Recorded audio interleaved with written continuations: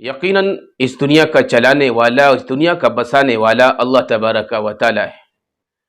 اللہ کی ذات وہ ہے کہ جس کا کوئی شریک نہیں، جس کا کوئی ساجی نہیں، جس کا کوئی ساتھی نہیں، وہ اکیلا ہے، یکتا ہے۔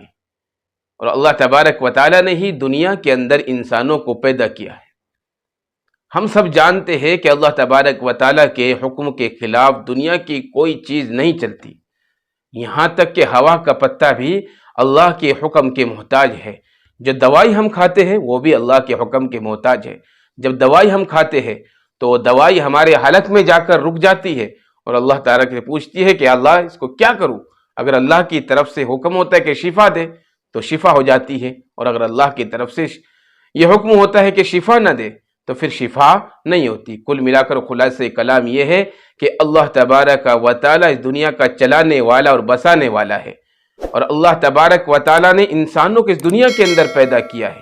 تو میرے عزیز بھائی اور میری ماں و بہنوں، اللہ سے جتنا ہمارا مضبوط تعلق ہوگا تو اتنا ہی ہمارا بیڑا پار ہو جائے گا، ہماری دنیا بھی کامیاب ہوگی اور ہماری آخرت بھی کامیاب ہوگی۔ جب ہمارا تعلق اس اللہ سے جڑ جائے گا تو پھر ہمارے ہاتھ جو ہوتے ہیں دعا میں اٹھنے سے پہلے اللہ تعالیٰ قبول کر لے گا۔ آج بڑی بد نصیبی کی بات ہے کہ ہم اپنے اللہ کو بھلا کر اپنی زندگی کو گزار رہے ہیں۔ اللہ نے جس مقصد کے لیے ہمیں دنیا کے اندر بھیجا تھا اس مقصد کو بھلا کر اپنی زندگی کو گزار رہے ہیں۔ اس لیے میرے عزیزو، اپنے اللہ سے تعلق کو قائم کرو، اپنے اللہ سے تعلق کو مضبوط کرو، اسی کے اندر بھلائی ہے۔ اپنے اللہ کے قریب ہو کر اپنی زندگی کو گزارو۔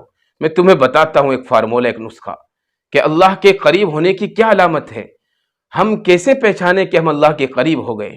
تو پھر یاد رکھو میرے عزیز بھائی اور بہنوں کہ اگر ہمیں تہجد پڑھنے کا موقع مل رہا ہے اور اللہ تبارک و تعالی ہمیں تہجد کی نماز پڑھنے کی توفیق دے رہا ہے، اور جو انسان یا جو بندہ یا جو بندی تہجد کی نماز کو پہنچ گیا ہے تو یہ سمجھ لو وہ اللہ کے قریب ہے۔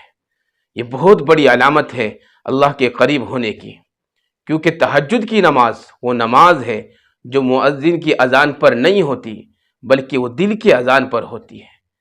کس کے؟ دل کی اذان پر ہوتی ہے۔ اس وقت کوئی مؤذن اذان نہیں دیتا، مسجد میں اذان نہیں ہوتی، ہمارے دل کے اندر ایک اذان ہوتی ہے، وہ اللہ کی محبت کی اذان ہے۔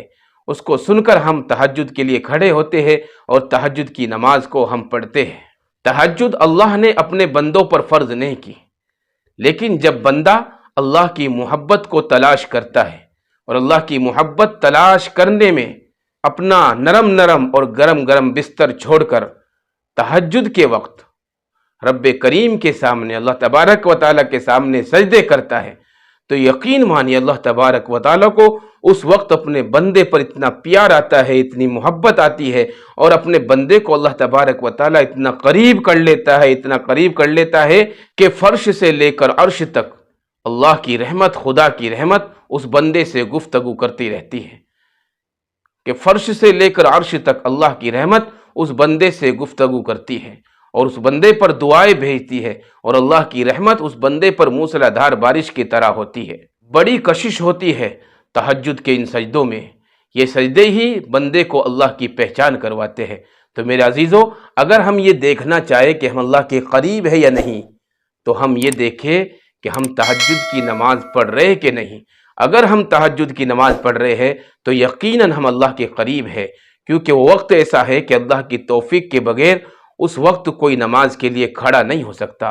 اور تہجد کی نماز بڑی فضیلتوں والی نماز ہے، کیونکہ یہ نماز ایسی ہے کہ جس کو بندہ جانتا ہے یا اللہ جانتا ہے۔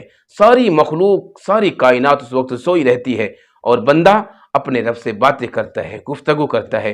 تو یہ اللہ کے قریب ہونے کی سب سے بڑی علامت ہے۔ اس لیے میرے عزیز بھائی اور بہنوں، ہم سب سے زیادہ اس بات پر زور دیں کہ ہم اپنی زندگی میں اپنے اللہ کو راضی کر کر اپنی زندگی کو گزاریں، اور اللہ کے قریب رہ کر، اللہ کے قریب ہو کر اپنی زندگی کو گزاریں۔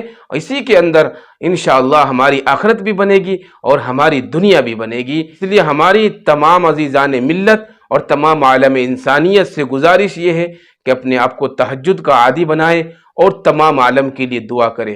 اس وقت فلسطین کے حالات بڑے خراب ہیں، اپنے تہجد کی نمازوں میں اور اپنی دیگر روزانہ کی نمازوں میں فلسطین کو بھی یاد رکھے اور اللہ سے دعا کرے۔ اللہ تبارک و تعالی ہم سب کو تہجد اور 5 وقتہ نمازیں پڑھنے کی توفیق عطا فرمائے۔